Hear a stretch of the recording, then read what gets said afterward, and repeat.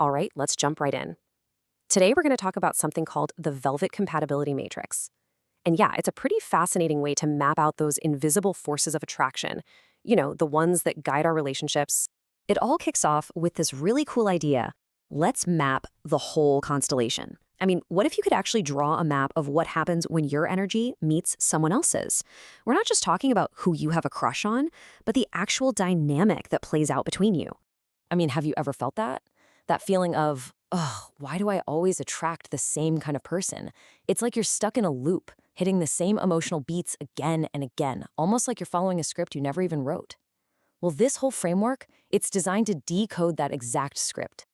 So don't think of this as a bunch of strict rules. It's really more of a map for decoding your personal magnetism. It's a tool to help you finally understand that pull you have and why you keep attracting the same kind of energy into your life. Okay, so where do we even start on this map? We start with you. We have to look inward first. Because honestly, before we can even begin to talk about who you attract, we need to get a handle on how your own magnetism works. So, first things first, what is your archetype? So, this framework breaks it all down into 5 core you archetypes. You've got the sovereign flame, the velvet depth, the magnetic muse, the guarded oracle, and the shifting paradox.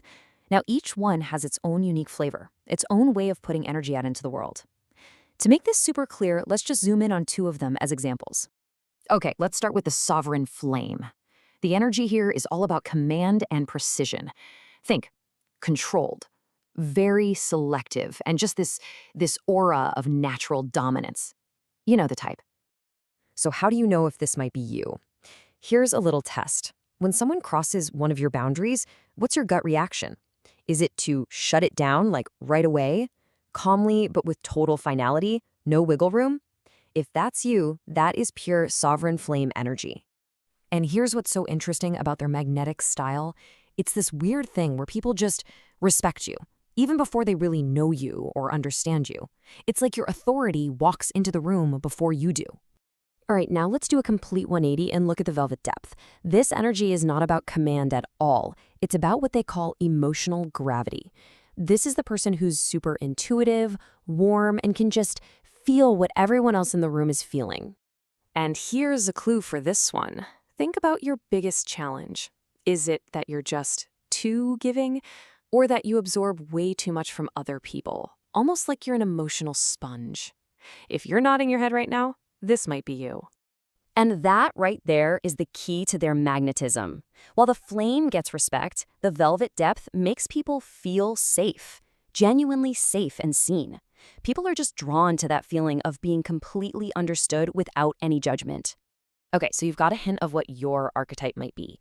The next big question is, who are you pulling in? Or I love how the source puts this, who can stand in your field without losing themselves? That's powerful, right? And just like there are 5 you archetypes, there are 5 corresponding attraction archetypes. And they really run the gamut, from the super stable, grounded equal and the thoughtful, quiet observer, all the way to the flashy, charismatic performer, the intense, anxious pursuer, and the hard-to-pin-down, avoidant mystery. Let's just look at 2 extremes here, stability versus instability. The grounded equal, they respect your boundaries, period. They're consistent. You pull back a little, they stay steady. Now the anxious pursuer, they see a boundary and they get reactive. Communication is all over the place. You pull back, they panic and chase. It's literally the difference between calm and chaos. All right, now we get to the heart of it all, the compatibility matrix. This is where the magic happens. We take your archetype, we take their archetype, and we put them together to see what kind of dynamic actually unfolds. So to make this really hit home, let's go back to our first example, the sovereign flame. We're going to watch what happens when they get paired up with 2 totally different partners. First up, what they call an elite match. You take the sovereign flame and pair them with a grounded equal. What do you get? Power plus stability. It just works. The flame's power has a safe place to land, and the equal's stability isn't threatened by it. The result is this calm, super confident partnership. It's solid. But take that same sovereign flame and put them with a charismatic performer. Whoa, it's a completely different story. Suddenly, it's not a partnership, it's a battle. Power versus performance. Both of them want to be in the driver's seat.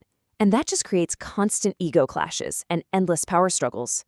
It might feel intense, maybe even exciting for a minute, but underneath, it's just not stable. And the matrix is great at flagging these really tough patterns too. One of them is called the pain loop. Picture this. You have that warm, open velvet depth, and they get paired with the distant, avoidant mystery. The velvet depth leans in, and the mystery pulls away, over and over. It creates this absolutely maddening cycle of longing and retreat. Just, ugh. So here's the bottom line on these pairings. Some of them have off-the-charts chemistry, right? They feel totally electric, but they're built on a foundation of sand. Basically, any type paired with an anxious pursuer or an avoided mystery is going to be a bumpy ride. Same goes for combos like the muse and the performer. It's just too much chaotic energy. The big takeaway? High chemistry does not equal high stability. Okay, so what's the point of all this? Where do we go from here? This brings us to the final and honestly, the most important part of this whole thing. It's about realizing that your pattern is actually your power. It really boils down to this one big truth, and it comes in two parts. Part one is simple. Your archetype determines what you attract. Your core energy, who you are at your center, that's what pulls people into your orbit. You can't really help it. It's almost like gravity. Okay, but here's part two, and this is the real game changer. But your boundaries determine what survives. See, you might not control who shows up at your door, but you 100% control who you let inside, what you accept, what you allow. That is what determines what kind of relationships actually last in your life. And that is where all your power is. And really, that's what this is all about. It's not about destiny or being doomed to repeat your patterns forever. It's just about awareness. Now that you can see the map, now that you see the patterns, you get to choose. Which ones are you going to keep? And which ones are you finally ready to let go of?